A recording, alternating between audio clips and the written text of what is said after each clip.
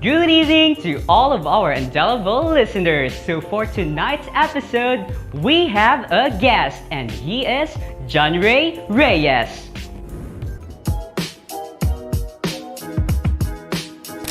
So hi John, thank you so much for accepting our invitation, for having you as our interviewee for our Indelible Talks.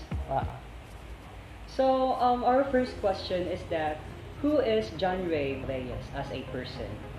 Mm, I think I am someone who always aspire to greatness. I'm someone who wants to see the world change. I'm someone who wants to see that each and everyone gets to have equal access to almost everything. I think I'm someone who's been very passionate about what I think I'm fighting for. And I think I'm someone who's always been consistent in the advocacies that I'm trying to really forward. Kasi I'm thinking na if I will be someone in this world, then I want it to be someone who's empathetic. I want it to be someone who's passionate. I want it to be someone who has the heart to really reach out to those who are not yet reached.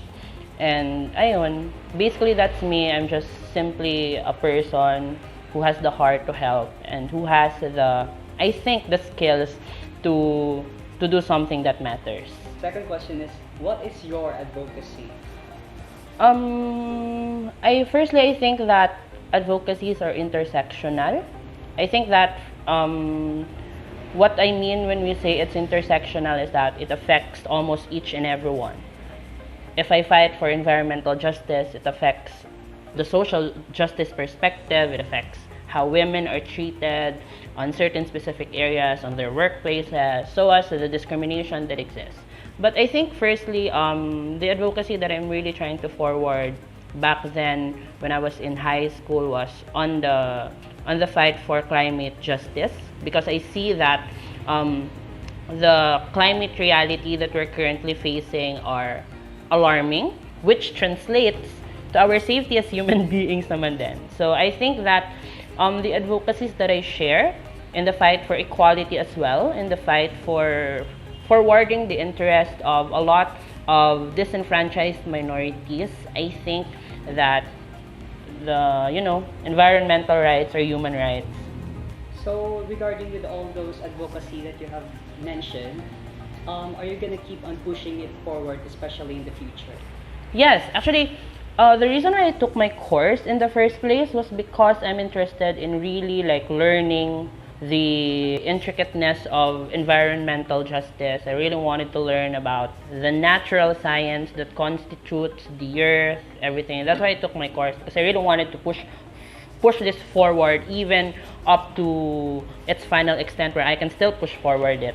But secondly, I think that because of the exposure that I have in the university, the certain advocacies that I really wanted to push forward for are still significant in the long run, which I think na because of those parang it's the awakening of your call na you really have to do something because other people won't do it.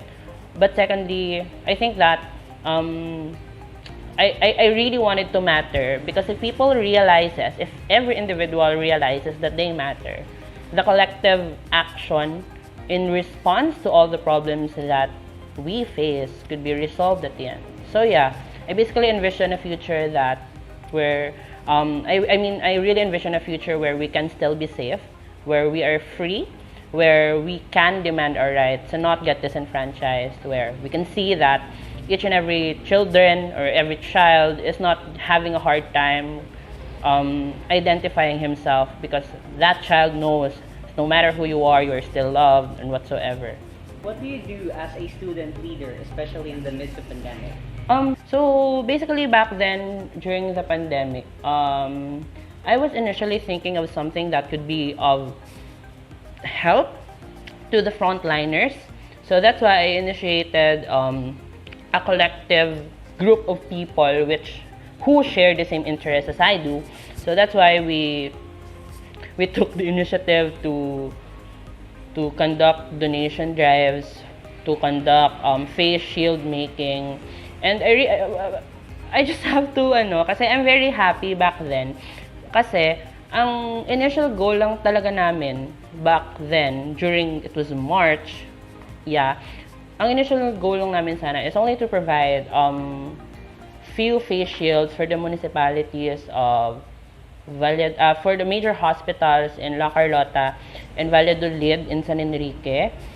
And yeah, so those times we're thinking of, like, just for the sake of helping them because they're in need of help. But apparently, because of the support that we got, the enthusiasm of people in supporting us, ayun, we reached a lot of people. We gave out more than 1,000 of face shields, not only within those areas, but we extended sa Sipalay, sa Kabangkalan, sa Binalbagan, sa Escalante, sa Cadiz, and everywhere, because a lot of people believe that we can do something that matters. And secondly, I think that my role is, if you can see something that's wrong and you believe that you can do something, then do it. Kasi maybe now it's the time for you to take place and to take charge of whatever society has deprived of you. And lastly, I think na my role extends beyond what I gave or what I happen to lead or what I happen to, conduct. I think it transcends more than that. So regarding of all those projects that you have put up, do you find it satisfying lending a hand to those people who are in need, especially in this moment of crisis? Yeah.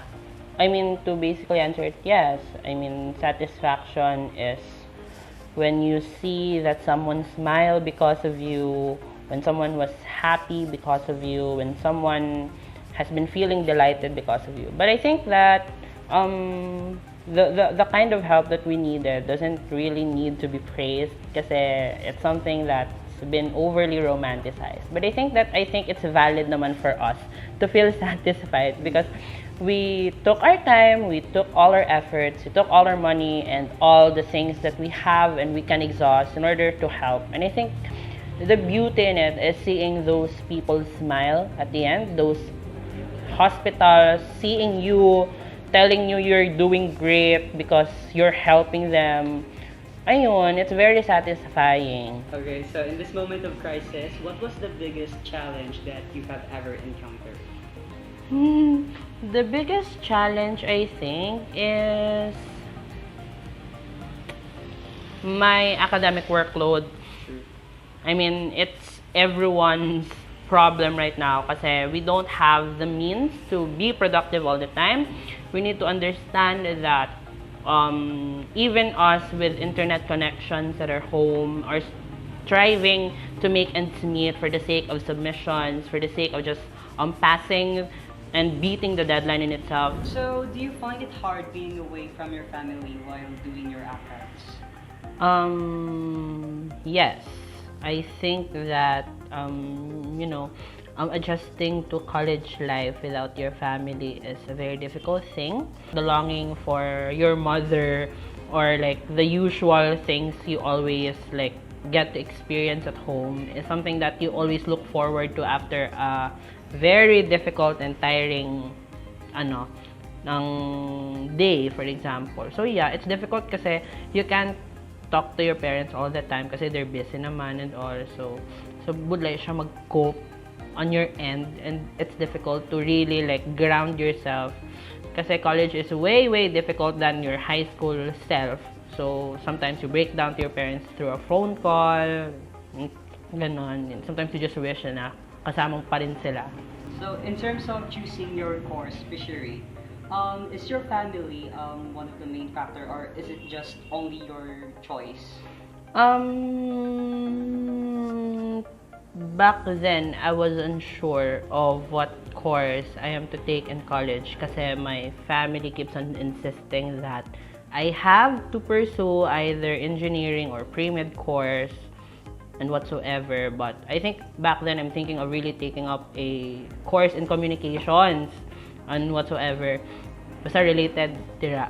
But, so I was torn to really like how to really choose my course. But Fortunately, I think one of the factors why I chose fisheries kasi I can still go to med school if I want to. I can still go to law school if I want to. I can still be an engineer if I want to because that's all included in my course guide. So ayun, the thing that I really like used as a determining factor why I chose this course is its versatility and flexibility in all perspectives in terms of how could I really like get a job after I graduate. And second thing is it's aligned to what my advocacy is, which is environmental justice and whatsoever. So you know, I get to learn a lot of stuff. I get to learn all about the sciences that constitutes the earth and whatsoever. So yeah, that's why I chose fisheries. So, to all of the struggling students just like you, what is your message that you can advise them? Firstly, I wanted to tell you that your struggles are valid. It's fine if you can't beat the deadline. It's fine that you can't be productive as much as you do every day. It's fine to take a rest. It's fine to give yourself a break. Because at the end, when all things continue failing, you'll only have yourself. So please take care of yourself.